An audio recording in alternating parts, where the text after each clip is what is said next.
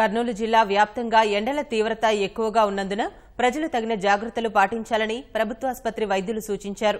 ఎండ తీవ్రత 40 డిగ్రీలు దాటుతున్నందున బయట తిరిగితే వడదెబ్బకు గురయ్యే అవకాశముందన్నారు.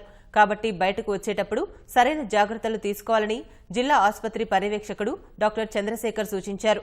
ఆసుపత్రిలో ప్రత్యేకంగా మంచినీటి వసతి కల్పించామని, త్వరలోనే మజ్జిగ కేంద్రాలను సైతం ఏర్పాటు చేస్తామన్నారు.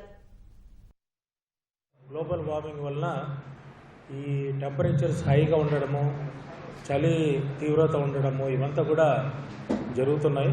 So as a part of it ఇదంతా కూడా మనము కవర్ చేసుకోవాలి.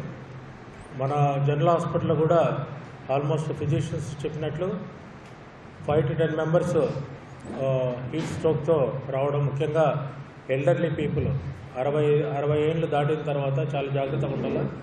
ఇన్ఫాంట్స్, చిల్డ్రన్ కూడా 1 year చిన్న వీళ్ళని కూడా సన్ ఎక్స్పోజర్ కూడా లేకుండా హైడ్రేషన్ బాగుండాలి.